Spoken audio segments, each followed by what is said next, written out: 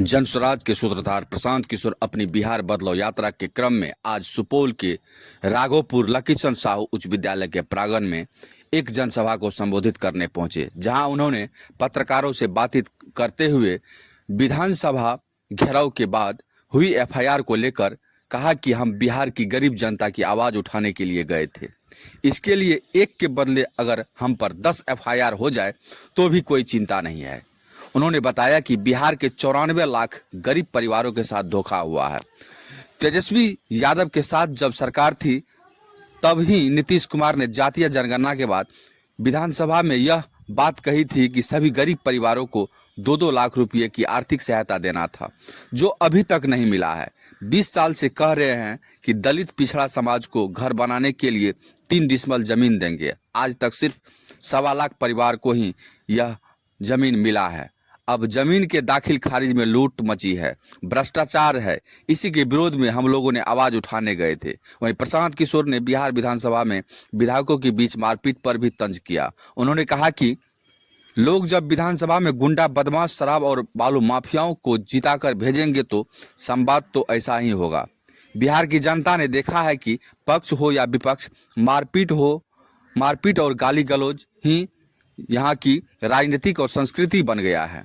वहीं जनस्वराज इसी व्यवस्था को हटाने के लिए प्रशांत किशोर ने इसी बीच विधानसभा चुनाव बहिष्कार के बयान पर लेकर तेजस्वी यादव पर हमला करते हुए कहा कि लोकतंत्र में नेता और दल अपना विचार रखने के लिए अपना निर्णय लेने के लिए स्वतंत्र है।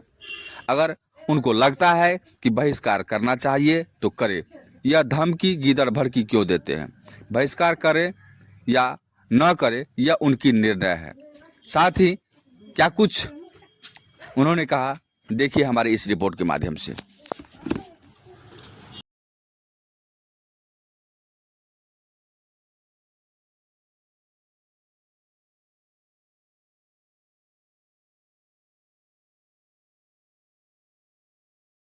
नेता जीत गया, हमारा जात वाला जीत गया, हमारा गांव वाला जीत गया। मेरे भाई, जो जीत गया वो जीत के हेलीकॉप्टर पर गया और आपके बच्चे जहां थे वहीं रह गए। तो हमें ये अनुभव हुआ कि अगर भगवान ने हमको ये ताकत, शक्ति, बुद्धि दिया है कि जिसको सलाह देते हैं, जिसका हाथ पकड़ते हैं वही जीत के राजा हो जाता है, तो नेता और दल को तो बहुत सलाह दे दिए।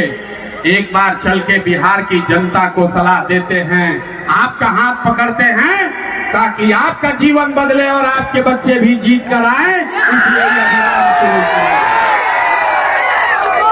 हम वोट नहीं मांगते। आप यहाँ आए हैं ये सोच के कि कोई नया दल बना है जनसुराज, और नेताजी आएंगे कहेंगे कि सब लोग स्कूल के बस्ता छाप पर वोट दीजिए और हम लोग आएंगे तो आप जीत कर आएंगे तो आपका जीवन सुधारेंगे। तो भैया हम वोट नहीं मांगते हैं। काहे नहीं मांगते हैं? ये भाई, वोट मांगने वाला तो हर 1-2 बरिस पर आपके यहाँ कोई ना कोई आता ही है। जो आया यही कहा कि हमको वोट दे दो, हम आएंगे तो तुम्हारा सारा काम हो जाएगा। यही सुन सुन के आप जीवन भर से वोट दिए जा रहे। पहले 40-45 बरस तक हमने कांग्रेस का राज बनाया, फिर गरीब का बेटा 15 बरस तक गरीब के बेटा लालू जी को राजा बनाए।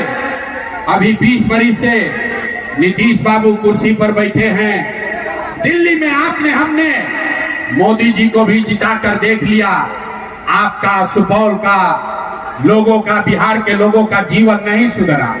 तब आई बारन दोनों प्रशांत किशोर रहुआ हमारी बात सुनब, हमरा पर भरोसा करके हमको वोट दीजिएगा, तो इसका क्या गारंटी है कि जीतने के बाद हम आपके साथ धोखा नहीं करेंगे? ए भाई, वोट से पहले तो सब बढ़िया बतियाता है, वोट के बाद आपके साथ धोखा होता है। इसीलिए हम वोट नहीं मांगते हैं। लेकिन अभी 15 मिनट में आपको एक रास्ता बताएंगे, गरीबी से निकलने का रास्ता। अगर आप वो रास्ता सीख लीजिए तो फिर जिसको मन है उसको वोट दे दीजिए, वोट जिसको मन हो उसको दीजिए। लेकिन जो रास्ता अभी बताएंगे वोट वैसे दीजिएगा तो और कुछ हो या ना हो, आपके लिए, आपके बच्चों के लिए यही सुपौल में, सिमराही में बढ़िया पढ़ाई और रोजगार का व्यवस्था निश्चित तौर पर हो जाए। और अगर ना हो तो नेताजी का नहीं, विधायक, मंत्री, सांसद का नहीं, अपना बेटा, अपना भाई प्रशांत किशोर का गला पकड़िएगा। तो अब भाषण हो गया खत्म। 15 मिनट में जितने लोग यहाँ आए हैं सबको यहाँ से सीख कर जाना है कि कैसे आप अपने गरीबी से, बदहाली से निकल सकते हैं। बात ठीक लगेगा तो जन सुराज से जुड़ जाइएगा। बात ठीक लगेगा तो जन सुराज से जुड़ जाइएगा। बिहार में 94 लाख गरीब परिवारों के साथ धोखा हुआ है। नीतीश कुमार ने तेजस्वी यादव के साथ जब सरकार थी तो अपने विधानसभा में खड़ा होकर कहा है कि 94 लाख गरीब परिवारों को बिहार में जातीय जनगणना के बाद उन्होंने ये घोषणा की थी नवंबर 2022 में कि हम लोग हर परिवार को 2 लाख रुपए देंगे। आज तक किसी भी परिवार को 1 रुपया नहीं मिला। 20 वर्ष से कह रहे हैं कि दलित अति पिछड़ा समाज को 3 डिसमिल जमीन घर बनाने के लिए दिया जाएगा। आज तक सिर्फ 1.25 लाख दलित परिवारों को ही ये जमीन मिला है। तो इसलिए अगर, और ये जो जमीन के दाखिल खारिज के नाम पर लूट मचा हुआ है, भ्रष्टाचार है, इसके विरोध में हम लोग सरकार से आवाज उठाने गए थे। वहाँ पर FIR हुआ है, उसकी कोई चिंता नहीं है। अगर यहाँ गरीब लोगों की आवाज उठाने के लिए FIR होना है तो 1 के बजाय 10 FIR हो जाए, कोई चिंता की बात नहीं है। विधानसभा में हाथापाई की स्थिति आई है सर। विधानसभा में कल हाथापाई की स्थिति उत्पन्न हो गई, कैसे देखते हैं? विधानसभा में अगर आप बालू माफिया, शराब माफिया, गुंडा बदमाश को जिताकर भेजिएगा तो विधानसभा में मारपीट नहीं होगा, तो वहाँ पर कोई संवाद तो होने वाला है नहीं।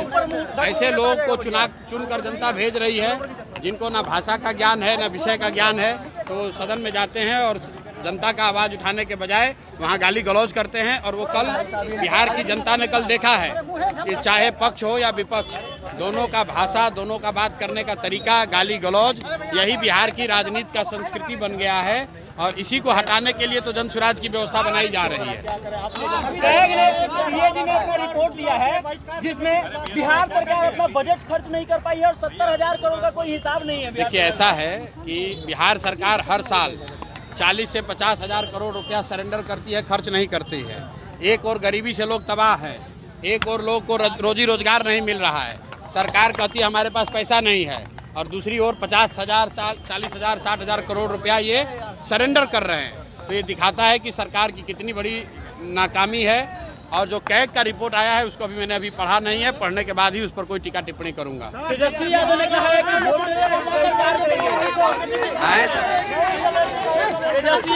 कि चुनाव का बहिष्कार करेंगे, क्या कहेंगे इस पर?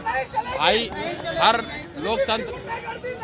लोकतंत्र में सभी दल, लोकतंत्र में नेता और दल अपना विचार रखने के लिए, अपना रास्ता चुनने के लिए स्वतंत्र हैं। अगर उनको लगता है कि उनको बहिष्कार करना चाहिए तो बहिष्कार करें। ये धमकी देने की गिदड़ भभकी क्यों दे रहे हैं? बहिष्कार करें, इसमें कोई बात नहीं है, उनका निर्णय है।